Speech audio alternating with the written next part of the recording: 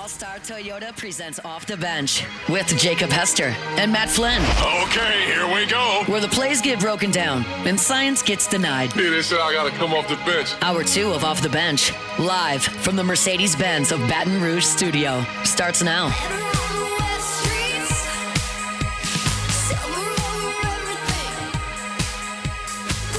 All right, welcome back in. It is OTB here on 104.5 ESPN on this hump day morning. Going to go now to the phone lines. My colleague at SiriusXM, catcher on ESPN, not only on the sidelines, but hosting Squeeze Play there, which is one of the best things that we have in sports, and also can throw an axe like Paul Bunyan. Kris Budden joins the show. KB, what's going on? Hey, glad to be with you guys. What's going on? Don't lie. Like when we went to Dave & Buster's in Green Bay, Wisconsin, and you threw the axe and put me to shame, please tell me you went home and you bragged about that. I mean, let's be fair. Like, I just stuck the axe. There was a difference. It's not like you didn't hit the bullseye. I just figured out, I don't know what this says about some of the things that we do on the road on a Friday on college football weekends. But, yes, have a little bit more maybe experience than you do. Okay. Fair enough. I know you're going to be calling LSU in Arkansas, but I do want to go back to Squeeze Play. It is one of my favorite things to watch, and y'all do such a great job. And it's always kind of cool to see y'all watch like some of the biggest moments as they're happening, like, kind of the behind-the-scenes look. I always look forward to kind of seeing your content there, but which one this year, right? And you and Rooney and Berkey, like you're all around like the TVs kind of watching. You can't believe that it's actually happening. Which one was that this year? Vanderbilt. I mean, it's not the fact that the number one seed lost. It was the way that it happened, because Berkey and I had just gotten done calling the SEC championship, which Vanderbilt won. Their offense had found this groove, and then it wasn't there at the regional. But then, like the way that played out, and I can't remember who hit it, but there was the ground rule double, and it was had that not happened, it would have been a tie ball game. And then you get R.J. Austin coming up, who was like 0 for that weekend, and it was just, you didn't feel good about that matchup. And so to watch that live and to watch the ball go over the fence, you're like, oh my gosh, that took a run off the board. And that was the moment that we were all just like, that's the end.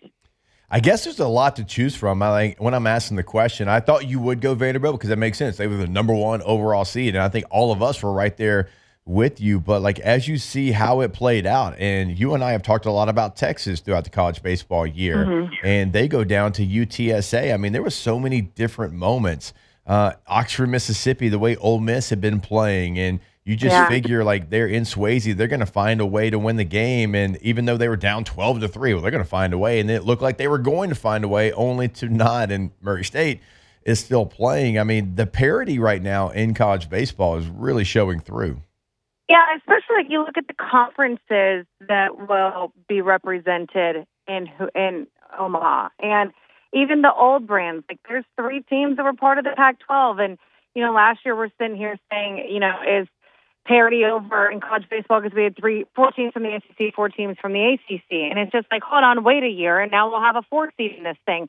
So, part of me is it's a representation of this year's college baseball season. We didn't have a super team. We had so many different teams at the top at number one. We didn't have one team that dominated everybody else. But I also think for everyone that thought that like NIL will ruin things for the small schools, I think it did the exact opposite, because now it's given them the ability to have all these players be on full rides, where we weren't able to before. And now that will change even more with the House settlement. But whereas for so many years, Vanderbilt had this advantage, right, because they had endowment scholarships, they were able to afford an entire roster instead of just 11.7. Now you're seeing more of these teams. And I think the other interesting thing, and Rooney and I have talked about this off air, is that when you look at the way that we do is not like any other regular season series. And so, if you're LSU, you got 2 great pitchers, you can pretty much win every series. Well, now you get into a regional format. If you lose a game, what does your bullpen look like? And we can debate whether or not that's a great way to determine a champion and determine your way to a Super Omaha. But, that's where teams, rise and fall and how you end up with upsets. KB, what was your most surprising super regional outcome? Ooh, I guess I would say North Carolina falling just because you lose of the 18-2 if you're Arizona in the first game too. Like not only how Carolina probably came into it, but after you lose by 2 touchdowns. Yeah, like the resiliency of an Arizona team, which by the way, like plowed their way through regionals and put up 31 runs, and then to go out and just get an 18 spot put on you, and to be able to rebound from that, to me, I thought I didn't see that coming, and I thought like North Carolina's got some superstars. They got some guys like Gavin Gallagher who play fantastic in the postseason. Like I thought after we start going through Rooney and I okay, which ones do we think are going to game 3s before the matchups even get started? And that was one of Chapel Hill that I was like, okay, that one's going too, especially after the way things went the first day.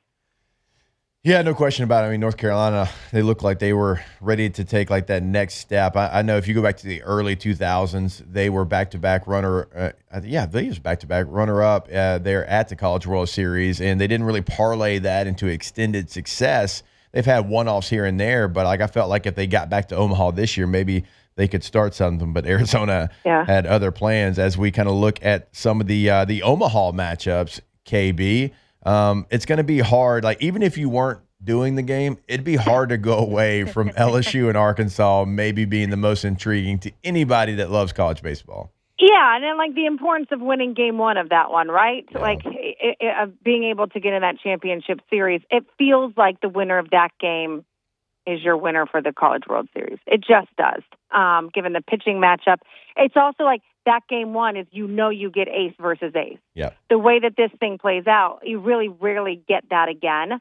And so to be able to get, Kate Anderson versus Zach Root, and like watching Zach in that series against Tennessee, to me, that one wasn't surprising in the way that Arkansas won. I was surprised that didn't go to a game 3. Yeah. But the fire that he had on the mound, to me, it's almost a shame that they have to match up on that day 1 and that they're not on opposite sides of the bracket, because what a championship series that would be. But that's going to be fire on a Saturday night. Yeah, it's going to be incredible. And these two teams know each other. They played just at the beginning of May, so it's not even that long ago that we saw the series. LSU was able to take 2 of 3. Game 1 goes to extras. They run rule Arkansas in the second game, and then game 3, Arkansas is victorious there. So these two teams know each other incredibly well. But you're right, like about getting off on the right foot. It's not to say you can't go into the losers bracket and make a run. LSU last national championship, they did that. But KB, to your point, if you win, you also had a Paul Skeens. You did. You had a couple of guys that we could certainly highlight in that one. Well, that's interesting, because I'm going through the notes of this LSU team, and while you have fantastic pitching, like you had a Tommy White, right? Like you had dudes, and you had a Dylan Cruz. Like I'm thinking of dudes, and that's not a slight to any of the guys on this team now. It felt more star power-ish than this team, but it almost feels like Jay believes in this team a little bit more, the way he talks about them. Yeah, I mean, because there's some spots that like I think you could say that they're better. I mean, I think they give up a full run less per game than that team did, and obviously, like Ty Floyd stepped in and stepped up in Omaha that year in the back half of that year. But if LSU does win this game, KB, like no matter who wins, UCLA, Murray State, no matter who they throw, the thing about this team that you're going to have the better pitcher. You're going to have the better starting pitcher with Anthony Ianson. Like, there's not a lot of teams in the history of college baseball where you can have the number 1 and number 3 guys in strikeouts on the same staff. And so that, like, it's always, always, always important to win game number 1 in Omaha. But if you're LSU and you can win game number 1, knowing who you have in game number 2, it makes it that much more important to me. Absolutely. I mean, like, I remember it's so fascinating watching this, right? Because the way that it plays out, by the time you get to the Champ Series, if you're able to win game 1 and game 2, then you can do your Champ Series with having it be Kate Anderson, Anthony Ianson, and whoever you want game 3. But if you have to go through this other route, by the time you get to the Champ Series, those guys aren't always available. Like, we're sitting there wondering, like, when is Paul Skeens going to pitch? And is he going to come out of the pen on game 3? And he's not in his spikes, and he's warming up, and they put a towel over the camera. Like, there just becomes so much more of having to figure it out than if you win game 1 and game 2, you basically, especially like because it's different than regionals because you had the day off in between, right, can set your pitching up, from the beginning. Yeah. Budden, you're acting like you had a coworker that was like trying to get information out of you last time LSU was there, and he was trying to ask, "Hey, does Paul have his cleats on? Is Paul getting warm, or is he just moving around?" You act like that happened. Oh my God, it was so funny because like I have access kind of wherever I can walk in the dugout, and we have this room in the back, which is basically for cages, but pitchers go up there to warm up. Yeah. And we have a camera in there, like it's our camera that we're allowed to show on it. And it started getting we put it on air, and they must have gotten word that like we're showing him warming up and stretching. So then they put a towel over the camera, and I want to be like, you guys can't hide from me. Like I'm here, whether you want to show it or not. Like I'm watching him stretch. Oh man, that was such great drama, and this. It was our daughter Harlow was being born like during that College World Series. I mean. Literally, Katie is watching the Wake Forest LSU game. Tommy White hits a walk-off home run, and she's like basically calls the doctor out of the bullpen. Like, all right, you can come in here. It's time. We're ready to go. Harlow's born. So we're watching that whole College World Series from the hospital. So just incredible memories. And I'm sitting there trying to figure out is Paul Skeens gonna pitch again. But thankfully for LSU, he didn't have to go in that game. That's true. And I'll say this, like I know my audience and talking to people from Louisiana, but on the other side of this for Arkansas, like Dave Van Horn is a wonderful guy. He's the guy that there's so many people underneath him that have gone on to do great things like a Tony Vitello. And to be where he's at and to not win a national championship, it feels a little bit, like we were talking Houston and Kelvin Sampson during basketball season. Like to be so close so many times and not having won one. And he's been number 1 overall, like the year they had Kevin Kopps, that was the year that they were supposed to win. And like, this is the team that maybe hasn't been the most heralded, and they've just gotten better and better and better. And so is this the year that DVH finally wins one? That would be pretty cool for him. Yeah, I mean, it is certainly like with his resume, what he's done, to your point, to be a fly ball away. Like you catch it, you win it, and then you don't end up winning it. I mean, certainly like somebody like him with his resume, it's almost that deal though, KB. It's like, is it inevitable that it is going to happen, or are they the Buffalo Bills and they're going to go 0 for 4 in the Super Bowl and they're just never going to win one? And you just thought it's like Dan Marino got to the Super Bowl in his second year, and you're like, oh, Dan will be back at like 7 more Super Bowls. He never gets back. So like it's at that point where it's like, I think it's going to happen eventually because he's too good not to, but we've seen it play out in sports before where whatever reason that last final out, that 27th out, just continues to be so far away you can't even grab it. Yeah. Speaking of 27 outs, you did ask like my one super regional. Watching the end of game 1, Florida State, Oregon State. Oh, that so might have good. been the most. Like they were down to their last strike, able to come back and tie that thing and win it in the 10th. Which is funny because I just thought about this when you mentioned 27. Mitch Canham has a that they do every day where it's called 27 outs. Mm-hmm. And you got to get 27 outs, around the horn before you guys can actually start practice and start BP. Yep. A 27th out's a hard one to get. It is. And then, look, when you've got 100 push-ups on air, on the line, if Oregon State does not win, you are watching that very closely. And it's wild. EJ wasn't at work on Monday. He wasn't at work on Monday. Funny about that. Yeah. He was on the schedule, but he wasn't at work on Monday, KB. I don't know what happened there. Not sure. But that's, like you think about this field in Omaha. First of all, it's crazy that none of the teams that were there last year are back this year. Right. And, we were wondering about Oregon State and how they were going to be able to do this as an independent. For Mitch Canham, there's 3 coaches in this field that have played and won a World Series. So that's pretty crazy. Mitch did it for 2 years under Pat Kelsey. He takes over this team, and they go and they play only 19 home games all during the regular season to put together a schedule because they didn't want to be part of the WCC. They were never going to have the RPI. You kind of thought from the outside looking in, you're never going to be able to do this. Who's going to want to come to Corvallis in the middle of conference season? And they made it work. Of all the storylines, the Murray States and Dan Skirka, who mows their own field, and Coastal getting back, like, it's shaping up to be pretty cool. Certainly is, and I can't wait to watch it all play out. Real quick, though, if it's not LSU or Arkansas, who's the third team that you think can win it all? Oof. UCLA looked really good over the postseason. Okay. But I'm going to say Oregon State. Okay. I have a belief in this team. I do think you learn some things when this team's on the road, and they've had to play on the road. They've been battle tested. So I would say Oregon State. All right, there she is, Kris Budden, colleague at SiriusXM, does a fantastic job for ESPN, going to be on that LSU-Arkansas call this weekend coming up. They're in Omaha for the College World Series. KB, we appreciate the time as always, and we'll catch up again soon. Absolutely. Thanks, Nick. All right, there she is, Kris Budden, good enough to join us. And, man, that is true. Like, Katie and I were in the hospital. Like, Paul Skeens is kind of warming up. I'm like, hey, I need you to find out, like, does he have spikes on? Is he like warming up because he's bored, or is he warming up because he might be going in the game? Like, I was trying to get the inside information, and I'm gonna be trying to get that inside information again, depending on what the situation is for LSU. Third team, if it's not LSU and Arkansas, I'm going Coastal. Final answer. That's kind of the team that. Okay. I think Coastal. Oh, look at us. Yeah. Yeah. Go Roosters. Chanticleers. Again. Chanticleers. You go to Chanticleers, yeah.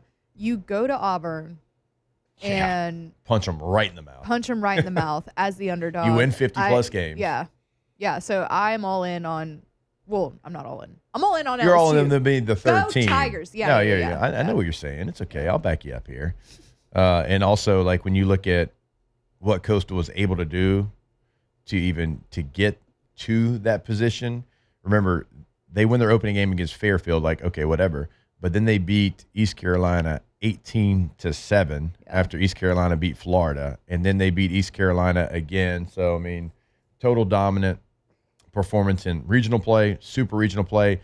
I believe it's Coastal and Arkansas, I know, have not lost a game yet. LSU's only lost one game. Yeah. But UCLA, what was UCLA's final tally? I believe they haven't lost a game either. So it's three teams, Arkansas, Coastal, UCLA, have not lost a game yet in postseason play. So, all right, we are going to take a break. We've got Anthony Ranaudo joining us in about 15 minutes from now, certainly going to lean on his experience, Omaha, what it's like to go all the way, go the distance, staying there basically for 2.5 weeks, and just the mental, physical fatigue that it takes, and also get inside his mind when it comes to like ace on ace game like Arkansas and LSU are going to have coming up on Saturday. And we'll have that for you right here on OTB. Off the bench. Well. I am sure that the co-host of this show has probably already enjoyed an airport Dos Equis. He's probably right now, because his flight, I think, was like at 6:45. He's probably enjoying an airplane Dos Equis.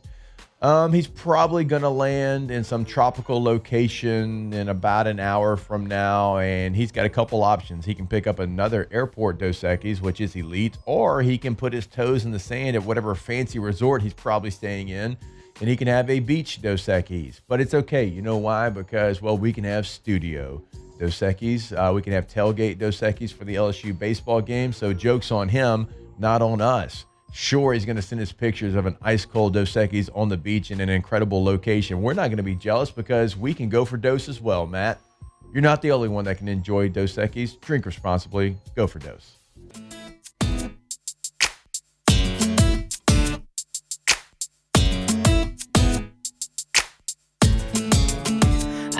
Another pretty face. Locked in on LSU football 24/7. You're listening to Off the Bench.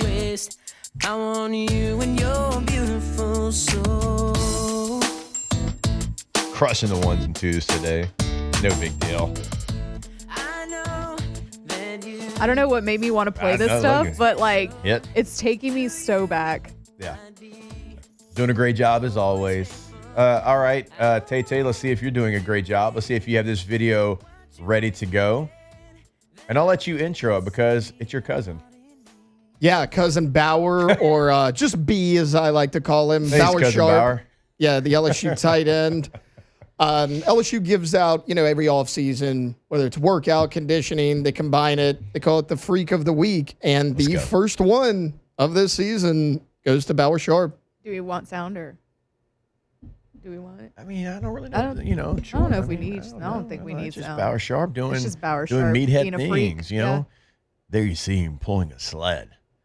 There you see him getting ready. Oh, his name and LED lights to do a sprint. It looks like with a sports bra on. I forget what catapult. Is that what they call this? Yeah. So he's got the chain on there. You see it if you're watching this on YouTube. LSU football freak of the weekend. The reason we play this video is because that's going to be an important position for the old LSU Fighting Tigers.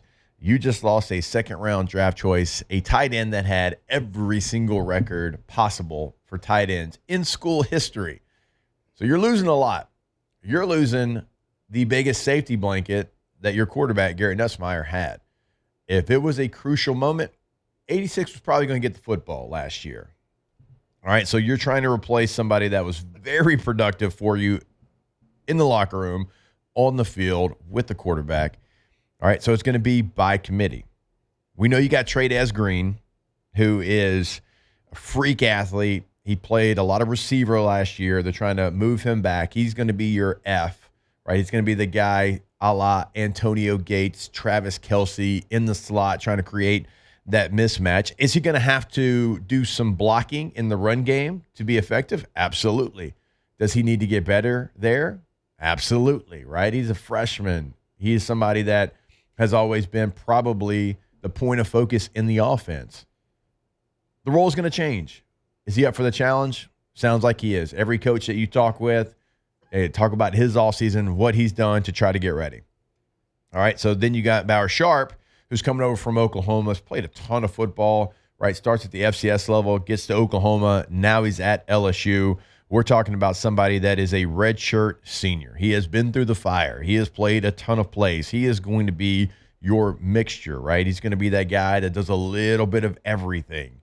He's going to be a Y. He's going to be an F. He's going to move around. He's going to have his hand in the dirt, probably going to line up at H-back and play like a pseudo fullback role. Like that's going to be what he's asked to do, a little bit of everything.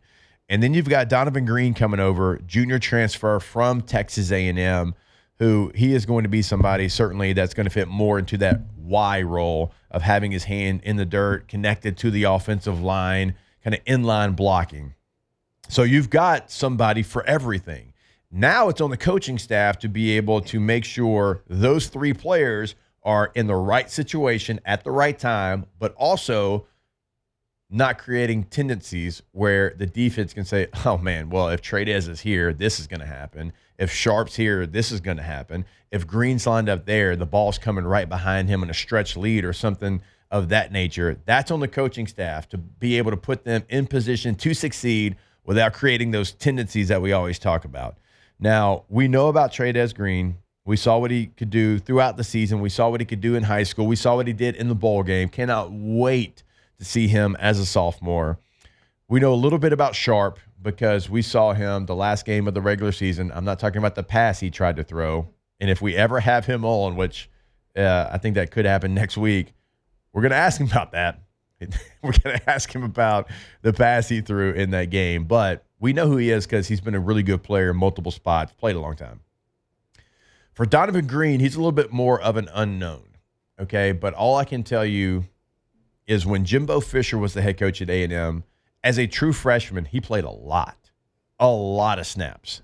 Now, with the new regime, they come in. Elko did not play a lot as a sophomore, right? I have been through Jimbo's offense. It's really hard. It is a very difficult college offense. It just is. There's a lot of nuances to it. There's a lot of code words. There's a lot of things that are very similar, although they mean something completely different. Him playing as much as he did his freshman year tells me a lot. And I asked Jimbo straight up. This news came across the wire. I was doing radio with Jimbo on a Tuesday. I'm like, hey, give me the breakdown. He's like, oh, he's a great player. It's like, I can't believe they did not use him more this year. It's like, I trusted him like week 3 on.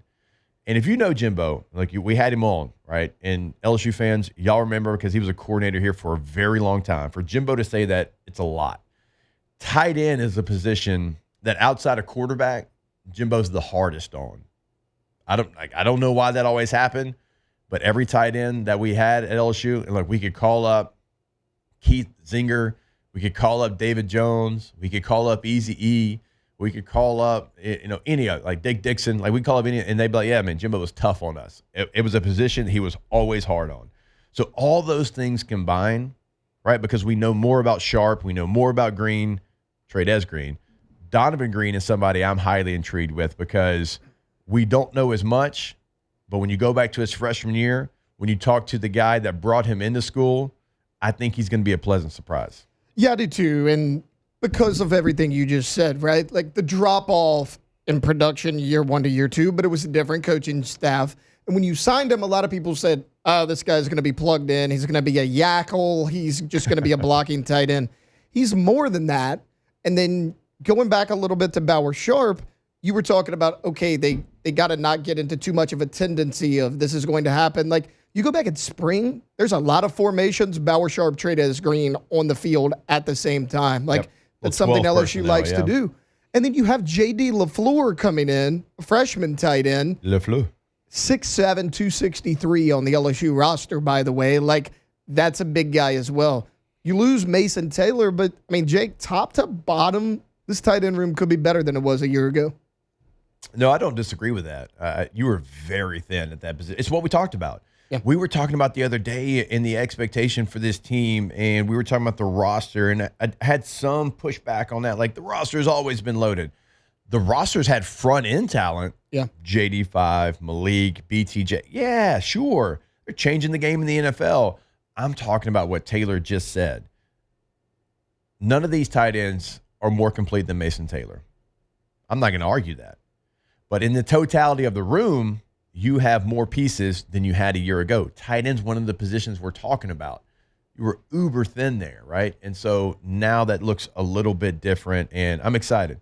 I'm excited about that position group and to see where it can go in the future. Where we're going to go in the future, our guy Anthony Ranaudo is going to join us, LSU legend, Major League Baseball pitcher. Going to ask him 1,000 questions about trading cards. All that coming up when we come back here on OTB. Off the bench. All right, go to centralplumbing.org. Centralplumbing.org is the website. 24/7, 365, weekend, holiday, game day, does not matter. If you have an emergency pop-up Saturday night at 7:30, well, you're probably going to be eye hustling the Tigers. But if you have that emergency, guess who's going to come out there? Central Plumbing, right? Because 24/7 means 24/7. I know they want to watch the game, but they are there for you. That number 225-925-8552. Always online at centralplumbing.org. If you want to look into going tankless with a tankless water heater, if you want to look at the remodel game, that's at your home, that's at your business. At your home, if you just need a new vanity, new tile, they got you. At your business, if you have a downtown building, right? You got the entire floor, you got 4 restrooms, it's okay. They can come in and fix that. Nothing too big, nothing too small. Go check them out, centralplumbing.org.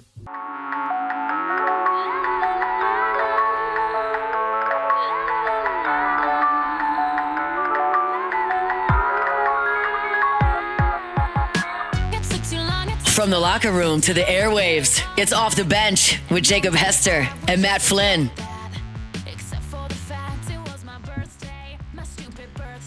All right, welcome back in. OTB 104.5, ESPN Baton Rouge.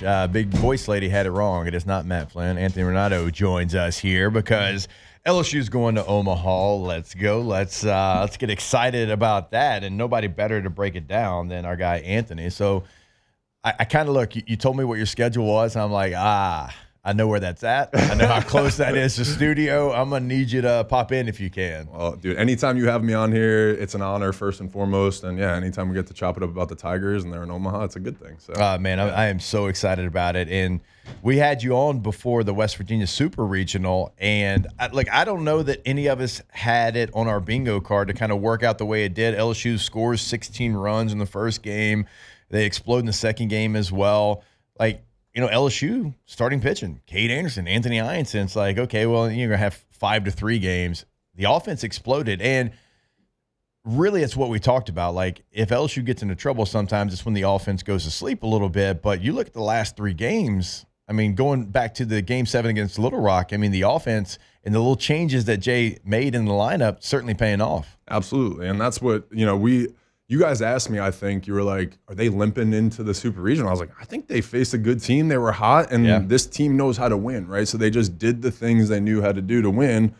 And just to your point, right, Kate Anderson hasn't given up 5 or 6 runs this year. So, like, what do you have to do to win? You got to outscore the other team, right? And that's what they did. So, and that's what I've seen all year. Like, if they need to score 16, they've done it, And then in the games that they need to just do what they need to do, they do it. So, yeah, that's a good quality team. So we had Jay Mitch on yesterday, and he brought something up that I was like, you know what, that's going to be perfect for Anthony tomorrow. He's like, I'm not saying that K was not going out there and trying to get everybody out and strike people out and not allow runs. He goes, but for a starting pitcher, it is different when you have this big lead. It's like the last thing that you want to do is give free passes. Yeah. And so he was obviously throwing more in the zone maybe than he would have normally. And to me, that is the definition of a good pitcher, right? Or a good starter too, is understanding your role. So one thing that I was taught and that I always took to heart as a starting pitcher was your job when you leave the game is to make sure we are in a position to win, or ideally winning, right? Yeah, right. And that's what he has done all year long. Yeah. So the situation determines that. In games where we're only scoring 1 run and we're facing a Friday ace, I got to be on my stuff and I got to make sure I'm not allowing any.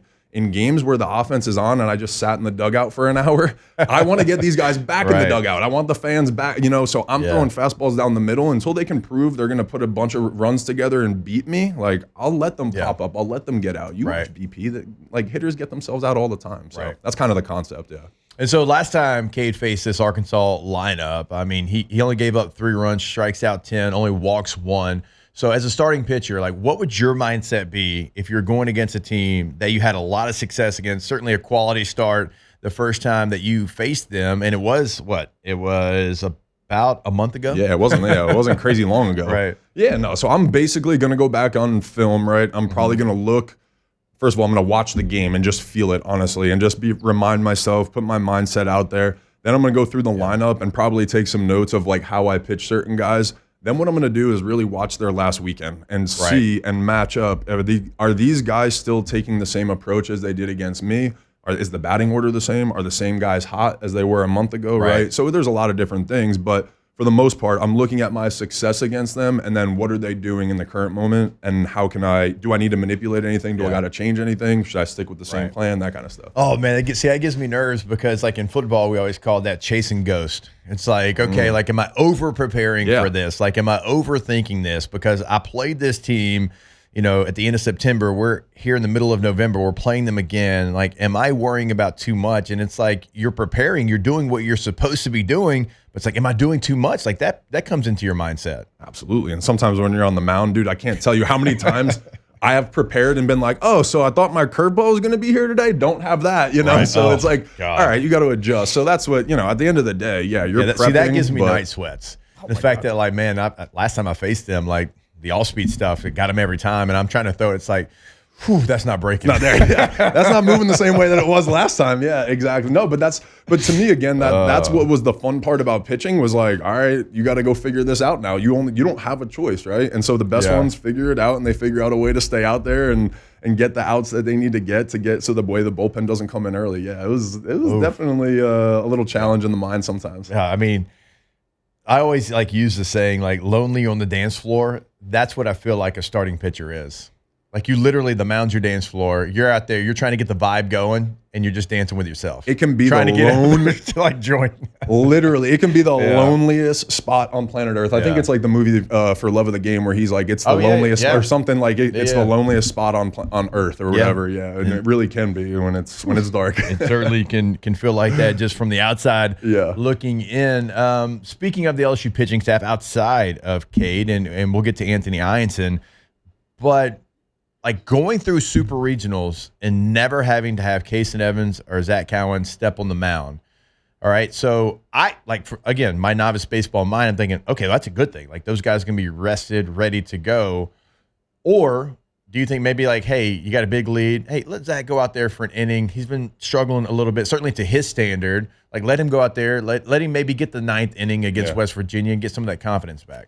I thought it was the last 3 innings. I was like, he's going Cohen or Evans, right? Yeah. Like I just was like waiting for it. Right. So again, I don't know what Jay's mindset is, and this is the thing that as fans we always forget, right? The team knows what's going on. They know why those guys did or didn't pitch in those situations.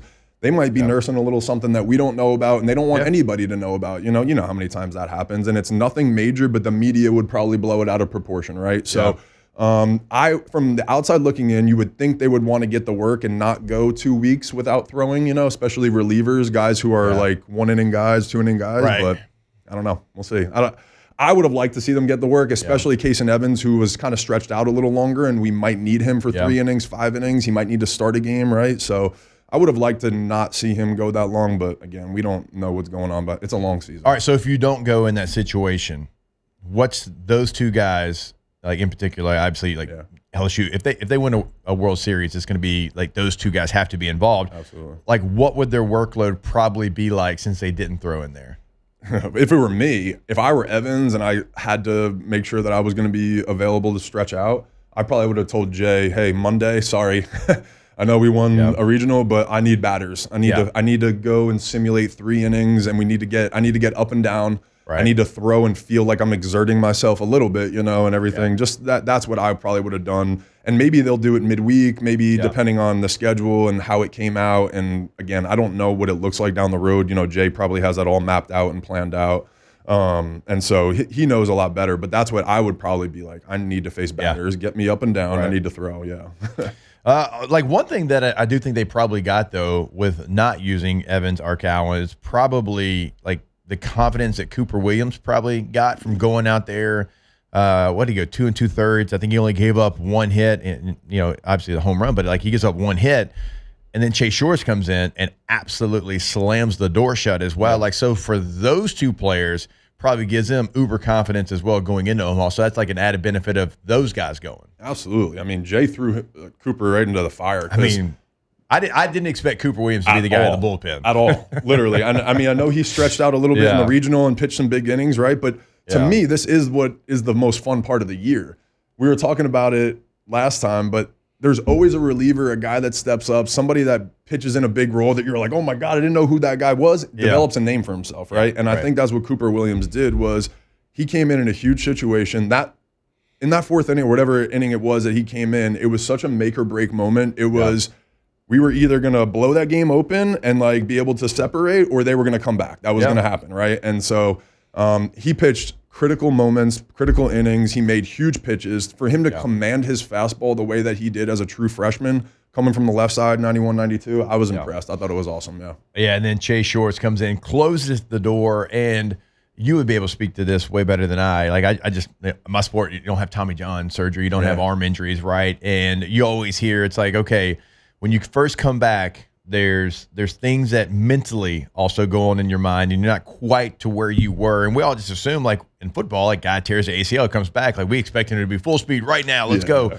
In baseball, it's a little bit different, and it does feel like Chase is getting to that point now of the guy that we knew before he hurt himself. Absolutely, and I mean, somebody, Ben McDonald made a good point on air the other day, right? It's really like he's a freshman. He's in his true freshman year experience-wise because innings, the amount of innings as a starter, he's really just getting to that number now, right? 80, 90 career innings, something like that. So when you're coming off Tommy John, and then throw in that he's 6'9", dude. When I tell you I'm 6'7", and it's hard to control my body on the mound and make adjustments. Yeah. When you take 12 to 14 months off, and you're throwing 100, and you're 6'9", like there's a lot of things going on. So I think what we saw from Chase that night was everything clicking, and when it is good, that's what you're buying, right? So again, if a team sees that too, there's no reason he can't get $3 million in the draft. Like honestly, like he's that good. He is that good. If I'm watching the other night, I'm like, yep, go ahead and draft that guy. Yeah, and I literally saw it happening. I'm watching his like last pitch and warmups, and I've watched baseball enough and big guys enough. I'm like, he's on time. It looks good. Like, and then when he's not, and he's yanking balls, and it's like he's skipping them. I'm like, oh boy, this is right. This is where he needs to be. Yeah, and certainly, I mean, another guy that LSU is going to count on in Omaha. Can't wait to see like what all the different roles are going to be for Jay, because as we know, I mean, Jay is going to push and pull every lever that he has to there in Omaha. Yep. So, all right, we got Anthony for a couple more segments. Excited to kind of go through the grind of what Omaha truly is, because if you make a run all the way to the end, you're there for like 2.5 weeks, and that is a long time to live out of a suitcase. We'll do all that when we jump back here on OTB. Off the bench. All right, go to trashrangers.com. Trashrangers.com is the website where you can sign up for residential service, commercial service, and also those roll-off dumpsters we tell you about every single day. Like, let's talk about the trash pickup, though. Reliable, hassle-free. They're going to be able to, do it at different times as well, right? Some of those holidays that we talk about where you miss trash for like 2 weeks and all of a sudden it piles up. Like, they're going to give you exactly what holidays they can pick up. And if they don't pick up on that actual holiday, they're not going to just miss your trash. They're going to make sure it gets scheduled for that week. And so reliable weekly service, text reminders. How many times have you forgotten to put out the trash and then you get home and you're in trouble, right? Trash Rangers make sure that you're not going to get in trouble because you got that text reminder. Hey, pal, go put out the trash can. You can go to the website again, trashrangers.com, for all that information, but give them a call. Roll-off dumpsters, 3 sizes to choose from. They're going to make sure you have the right one, 225-363-9053.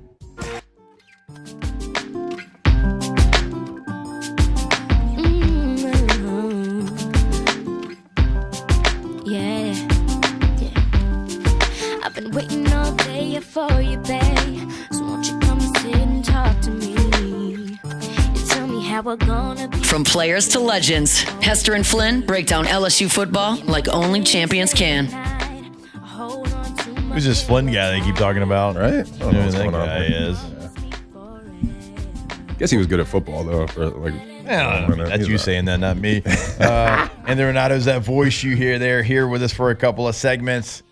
All right, let's talk about the grind of Omaha, because like we hear fans talk about the grind of Omaha. Like, one second, we hear commentators talk about the grind of Omaha. What about as a player, when you've made that run, you've gone as far as you possibly can, you go to the championship series, and you've been there for 2 weeks? It feels like we are residents of Omaha. 100%. I know exactly like the streets, the restaurants. I know people. Like it really was. And but again, I think it's such a testament to LSU fans too, just to see how many people were really out there for 2 weeks with us, or 2+ weeks.